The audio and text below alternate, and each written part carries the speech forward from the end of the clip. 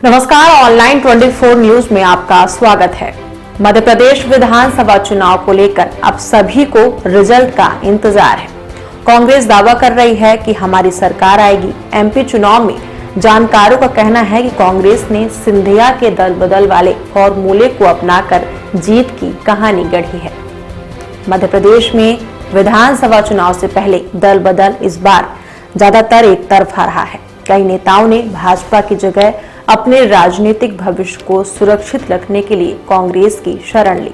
राजनीतिक पर्यवेक्षकों ने दावा किया है कि इस बार मध्य प्रदेश में विधानसभा चुनाव से पहले दल बदल का उल्टा चलन देखा गया है।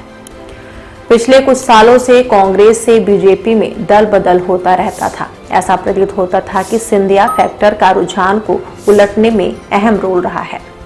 अहम बात यह है कि मध्य प्रदेश में प्राथमिक चुनावी मुद्दों में से एक भाजपा की मार्च 2020 में 15 महीने पुरानी कमलनाथ के नेतृत्व वाली कांग्रेस सरकार को ज्योतिरादित्य सिंधिया की मदद से गिराना था।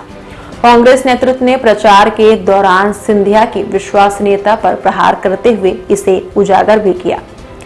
बीते शुक्रवार को मध्य प्रदेश की सभी 230 विधानसभा सीटों के लिए मतदान हुआ, जिसमें 77% से अधिक मतदाताओं ने वोट डाले।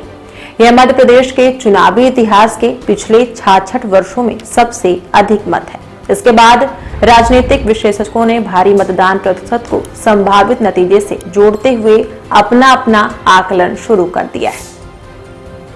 वहीं राजनीतिक पर्यवेक्षक यह भी आकलन करने की कोशिश कर रहे हैं कि क्या दल बदलुओं का असर चुनाव नतीजों पर पड़ेगा। यदि हाँ, तो यह किस हद तक और किसका पक्षधर होगा। इस संदर्भ में स्थिति कई मायनों में सत्तारूढ़ भाजपा की तुलना में कांग्रेस के पक्ष में है, क्योंकि भाजपा से बड़ी संख्या में नेताओं के कांग्रेस में जाने से एक नैरेटिव स्थापित करने में मदद मिली है। दल बदल करने वाले बड़े पैमाने पर ग्वालियर चंबल क्षेत्र से थे। इससे केंद्रीय मंत्री ज्योतिरादित्य सिंधिया को उनके गढ़ में झटका लगा है।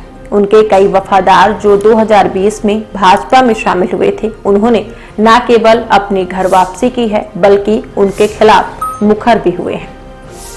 कांग्रेस ने केवल 4-5 उम्मीदवार मैदान में उतारे हैं जो भाजपा से आए हैं, लेकिन उनमें से अधिकांश के जीतने की संभावना है, लेकिन इसका असर पूरे प्रदेश में पड़ता दिख रहा है। कांग्रेस ने भाजपा का ही दांव खेलते हुए भाजपा के पूर्व मंत्री दीपक जोशी, जो पूर्व सीएम कैलाश जोशी के बेटे हैं, वो इस साल मई में कांग्रेस में शामिल होकर भाजपा को बड़ा झटका दे दिए।